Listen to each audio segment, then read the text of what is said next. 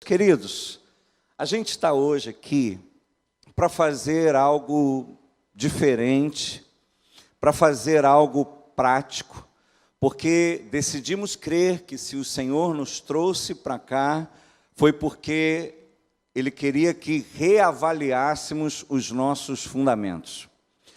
Principalmente no tempo que a gente está vivendo, principalmente no momento que a gente está vivendo como igreja, como mundo, como cidadão. E a gente já começou aqui a falar sobre a nossa missão de igreja. A gente já falou aqui, a gente tem falado que a nossa missão, ela nasceu da nossa visão de evangelho. Durante muitos anos, o evangelho, a boa notícia que a gente ouvia, era apenas sobre o céu. Era apenas sobre inferno e céu. Era muitas vezes focado em não perder a salvação, em não dar mole para o diabo ir para o inferno. E essa semana eu estava lendo um livro que me fez parar para pensar. Qual é a sua mentalidade? É uma mentalidade para ganhar ou para não perder? Para pensar nisso, abaixa só um pouquinho, fundo. Para pensar nisso. Existe diferença entre uma pessoa ter uma mentalidade para ganhar algo e outra entrar em campo com a mentalidade de não perder? Quem ganha não perde? Sim. Quem não perde, ganha? Nem sempre, empata, né? Então olha que coisa interessante. Quem ganha, quem entra para ganhar, entra na ofensiva ou na defensiva? Quem entra para não perder, entra na defensiva ou na ofensiva? E aí a palavra do Senhor diz sobre a igreja de Cristo que as portas do inferno não prevalecerão contra a igreja. Então a igreja está na defensiva ou na ofensiva? Se a porta do inferno é que não vai prevalecer, porque nós vamos arrombá-la, nós vamos meter o pé, porque vidas precisam ser resgatadas. E na verdade foi isso que primeiro Jesus fez. A Bíblia diz que nos 3 dias que ele morreu, né? E antes de ressuscitar, a Bíblia diz que algo aconteceu tremendo. Alguém lembra? Ele foi no inferno, meteu o pé na porta, pegou as chaves do inferno, venceu Satanás na casa dele lá, naquele lugar que ele estava. Tenta imaginar, querido, estava rolando uma festa, eles estavam celebrando, vencemos, vencemos, vencemos, tenta imaginar, e de repente um estrondo, o que é isso? E de repente mais um passo, o que é isso? E de repente entra o leão da tribo de Judá. Eita nós, entra o guerreiro, o Senhor dos senhores, o Rei dos reis, e arranca as chaves do inferno, e liberta cativos, ele leva cativos cativeiros, ele quebra tudo, ele arrebenta com tudo. E a Bíblia diz que exatamente por causa disso, quando ele ressuscita, ele nos dá então hoje o poder de sermos livres do inferno.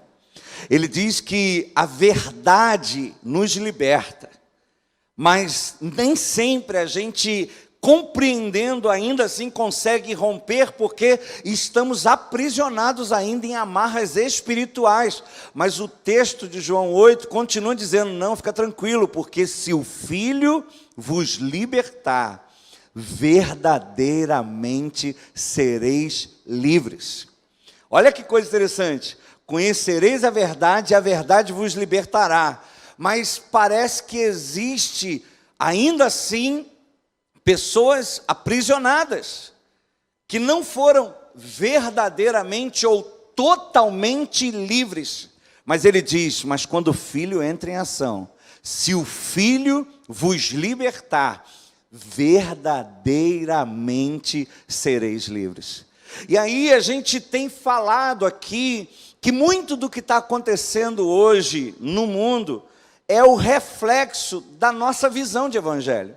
nunca no Brasil a gente teve a oportunidade de termos no governo principal pessoas cristãs, evangélicas, conservadoras.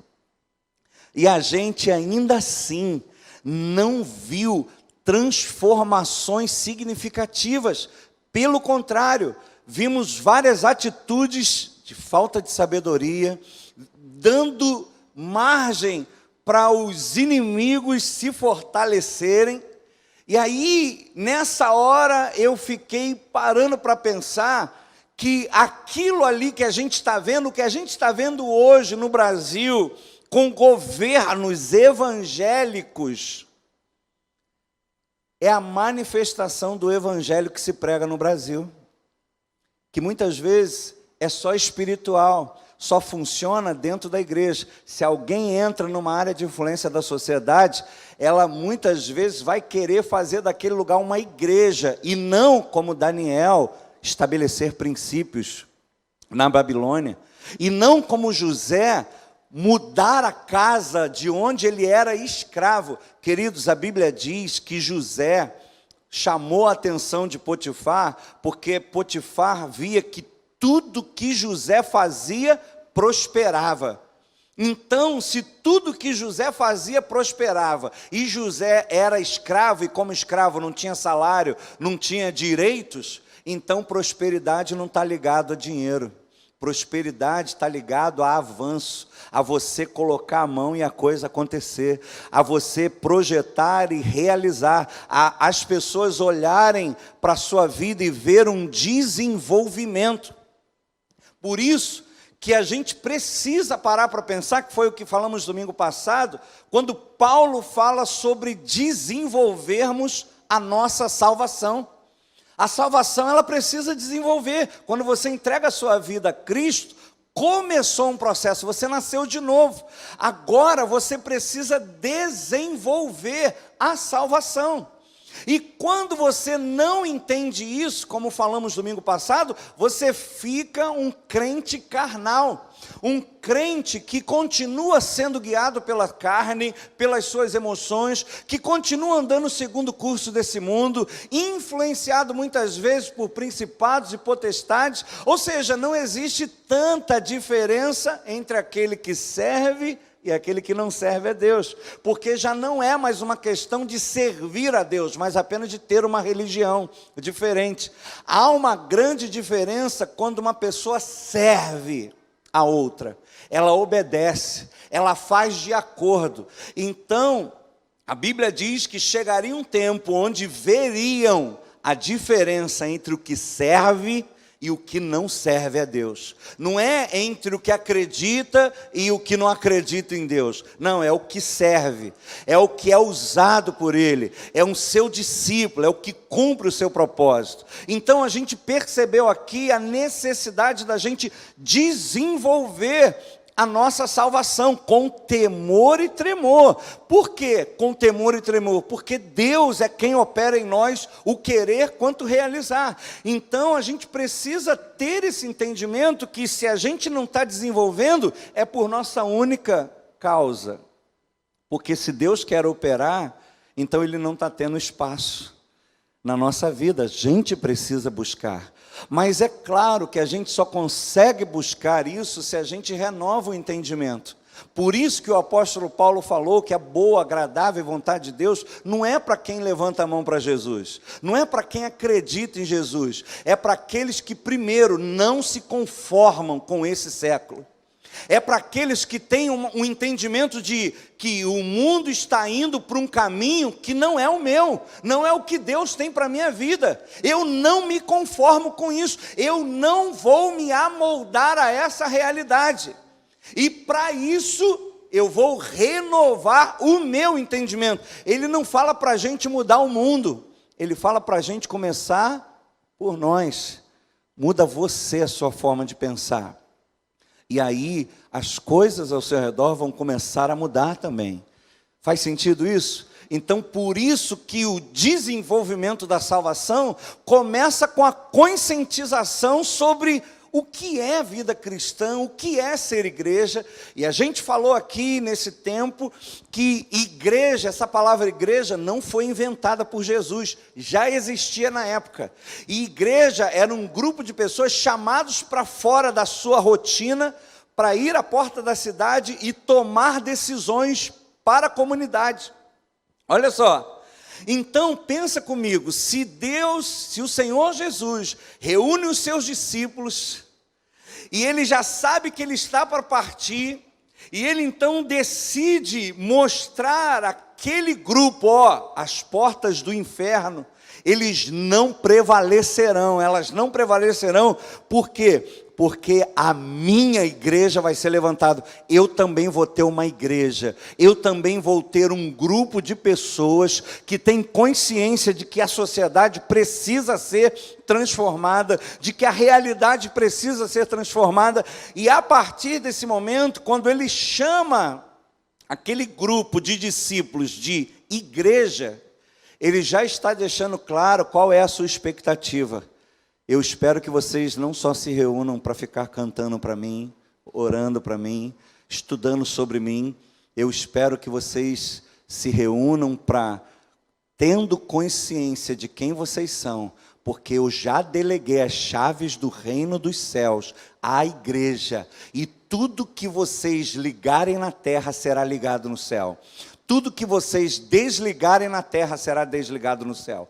Quando você entende isso, que Deus deu o nome do grupo dos seus discípulos de igreja, já gera uma expectativa, já mostra qual seria a intenção dele com esse grupo. E quando ele ainda diz que deu a esse grupo as chaves do reino dos céus, e tudo que eles ligarem na terra será ligado no céu, e tudo que eles desligarem na terra será desligado no céu, então somos um grupo de influência, amém? Podemos mudar a realidade, e não apenas a nossa, podemos mudar a realidade ao nosso redor. E aí, quando a gente olha o que está acontecendo, e foi o que me moveu deixar de ser batista e começar o Palavra da Vida, foi exatamente o entendimento de que Jesus não veio trazer apenas o evangelho da salvação, que mostra que, por causa dos nossos pecados, estávamos condenados ao inferno. O salário do pecado é a morte. Mas o dom gratuito de Deus é a vida eterna em Cristo Jesus. Esse é o evangelho da salvação, que fala sobre o céu, que fala sobre realmente vivermos essa nova realidade, não sermos condenados com os ímpios, mas termos a vida eterna nos céus. Porém, quando a gente lê os evangelhos, que é uma biografia sobre Jesus, você, se quiser abrir em Lucas capítulo 4, versículo 42, você vai ver um detalhe muito interessante. Olha que coisa interessante. A Bíblia diz assim em Lucas 4, versículo 42. Lucas 4, 42 diz assim: quando amanheceu, Jesus saiu e foi para um lugar deserto. O que diz a sua Bíblia? As multidões o procuravam, foram até junto dele e não queriam deixar que ele fosse embora. Todo mundo queria estar com ele, todo mundo queria ser curado por ele, todo mundo queria ser abençoado por ele. Porém, Jesus lhes disse: é necessário o quê? Que eu anuncie o evangelho do reino de Deus também em outras cidades. Pois, o que diz a sua Bíblia? Foi para isso que eu vim. Olha só, eu não vim só para morrer na cruz, para perdoar vocês. Eu vim para anunciar as boas novas do reino. E uma coisa tremenda é que Jesus ensinava as multidões através de parábolas. Você já parou para pensar como ele fazia? O reino de Deus é semelhante. O reino dos céus é semelhante.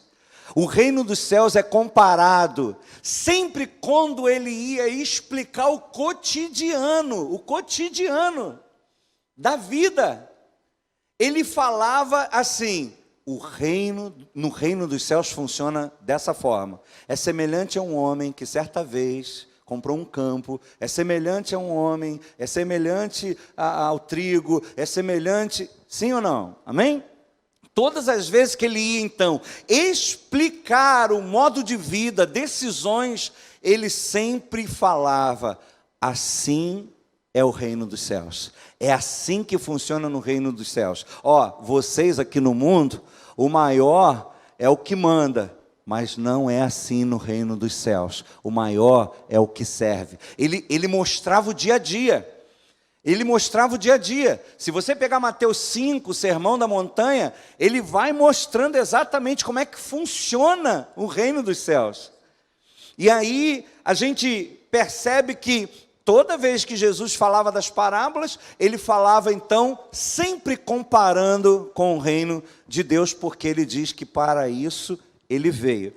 Quando ele vai falar como, por exemplo, para Nicodemos, um mestre da lei, que queria ser salvo, o Senhor Jesus, ele deixa bem claro: se você não nascer de novo, o que acontece? Ele fala: você não vai para o céu. É assim que está escrito? Não, ele fala: você não vai ver. E no versículo 5, você não vai entrar no reino dos céus, no reino de Deus. Quem não nascer de novo, não entra no reino. Olha só, ele não está falando do céu. Sabe por quê, querido? Porque o céu é o reino de Deus ativo. Entendeu? O céu é o reino de... O que é o céu? É onde tudo acontece à maneira de Deus. É isso. E é interessante que quando você continua acompanhando a palavra de Deus, além de você ver Jesus anunciando o reino de Deus, falando como funciona a vida, sempre comparando com o reino de Deus, você vai ver que o apóstolo Paulo, que veio agora falar para os gentios, que éramos nós, que não somos judeus, ele da mesma forma continuou enfatizando. E você pode abrir a sua Bíblia em 2 Coríntios capítulo 5, versículo 17, que é um texto muito conhecido. Eu estou aqui fundamentando para os universitários entrarem aqui em ação, tá bom? 2 Coríntios capítulo 5, versículo 17 a 20, diz assim: e se alguém está em Cristo, nova criatura é. As coisas velhas já passaram, tudo se fez novo. Agora, olha o que diz o texto. Ora, tudo isso provém de Deus, é uma obra de Deus. Esse nascer de novo, esse fazer nova criação, é obra de Deus, que nos reconciliou consigo mesmo por meio de Cristo, e nos deu o ministério da reconciliação, a saber, que Deus estava em Cristo, reconciliando consigo o mundo, não levando em conta os pecados dos seres humanos, e nos confiou a palavra da reconciliação. Ele não apenas nos reconciliou, quebrando aquela barreira que havia entre nós, mas ele nos deu uma missão. Ó, agora vamos reconciliar os homens com Deus. Vocês agora serão canais de reconciliação. E aí, ele termina no versículo 20 dizendo assim: portanto, somos o quê? Embaixadores, em nome de Cristo, como se Deus exortasse por nosso meio, por meio de nós. Em nome de Cristo, pois, pedimos que vocês se reconciliem com Deus. Ele vem falando que Deus transforma essa nossa natureza pecaminosa, Ele nos faz uma nova criatura, mas temos uma missão. Ele fala que nós temos a missão de sermos embaixadores dele, como se o próprio Deus falasse por nosso intermédio. E o que é um embaixador? Um representante de um estado junto a outro. Ou seja, quando você nasce de novo, você não está mais aqui, você não é mais daqui. E isso é corroborado pelo apóstolo Paulo, quando fala em Colossenses 1,13.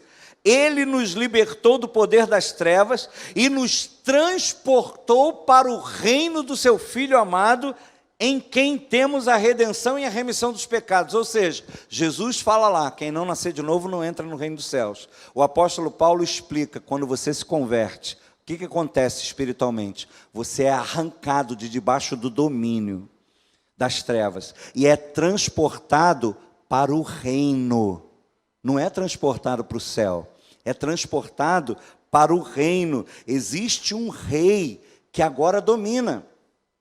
E é interessante, se você rapidamente abrir aí em 1 Coríntios 6, 9, diz assim: ou não sabeis que os injustos não herdarão o reino de Deus? Não vos enganeis. Aí ele começa a dizer, nem impuros, nem idólatras, nem adúlteros, nem efeminados, nem sodomitas, nem ladrões, nem avarentos, nem bêbados, nem maldizentes, nem roubadores herdarão o reino de Deus. Você prestou atenção? Antes vocês faziam tudo isso. Agora vocês não podem mais fazer. E se liguem, porque não herdarão o reino dos céus quem faz essas coisas. Porque se você pratica, isso aqui sempre, lembra sempre, prática. Isso aqui não é escorreguei, isso aqui não é uma queda, isso aqui é uma prática de vida. Ele fala, quem pratica essas coisas não herdará o reino dos céus. Em Efésios, Paulo é até enfático, ele diz, não se deixe enganar com palavras vãs, pois por essas coisas vem a ira de Deus sobre os filhos da desobediência. Se você for para Gálatas, capítulo 5, versículo 21, diz assim, ele vem falando das obras da carne, na verdade desde o 19, ora, as obras da carne são conhecidas e são prostituição, impureza, lascívia, idolatria, feitiçaria, inimizade, porfias, ciúmes, iras, discórdia, dissensões, facções, inveja, bebedice, glutonarias e coisas semelhantes a essas, a respeito das quais eu vos declaro, como já outrora vos preveni, que não herdarão o reino de Deus os que tais coisas praticam. Você vê que ele não fala, não vão para o céu. Ele fala, não entra no reino. Porque é incompatível. Um reino tem um rei. E não tem como você viver a sua maneira dentro de um reino. Dentro de um reino existem ordens, existem leis. Amém? Não é bagunça. Não é cada um vive do seu jeito, cada um faz do jeito que quer. Não. Todo reino tem um rei que tem leis. Queira você ou não, concorde você ou não.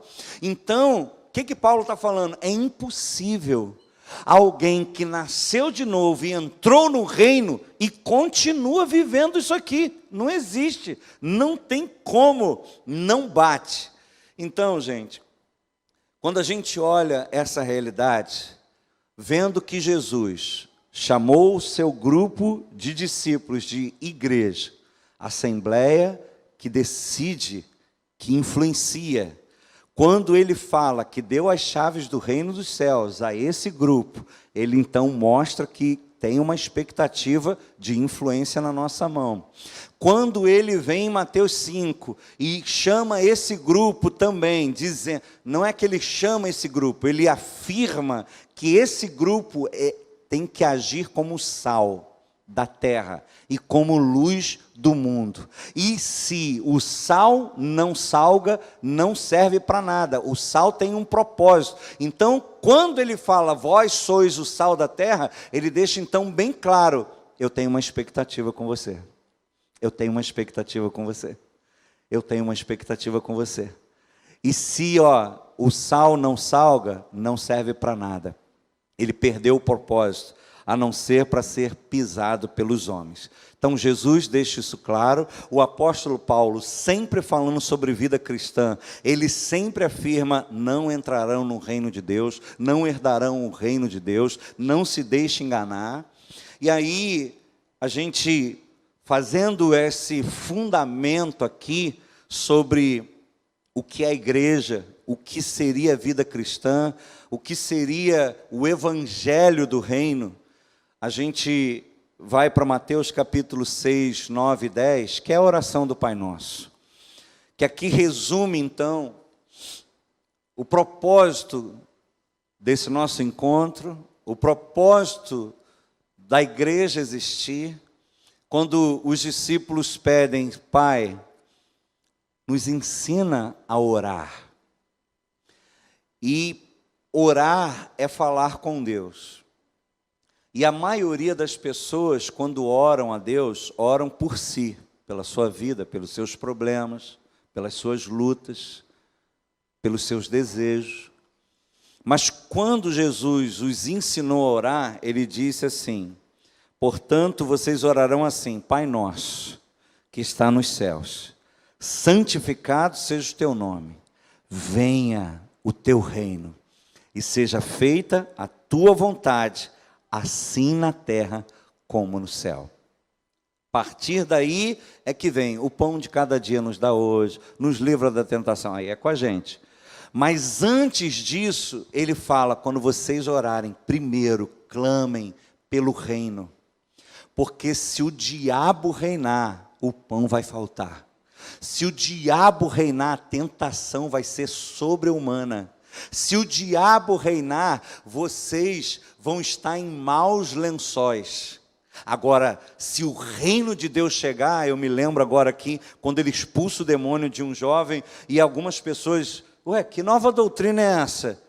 E alguns dizem: não, isso aí, ele está mais endemoniado que o endemoniado. Ele falou: não, cara. Se eu expulso o demônio pelo dedo de Deus, é porque o reino de Deus chegou aqui. E aí, como é que ele explica isso? Tem um valente que guarda a sua casa em segurança, até que chega outro mais valente do que ele. Entende? Olha ele explicando o que havia acontecido quando aquele rapaz foi liberto. Havia um valente aprisionando e guardando em segurança tudo que tem.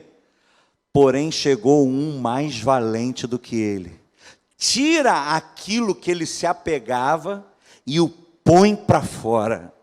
E ele diz: sabe o que é isso? O reino de Deus chegou.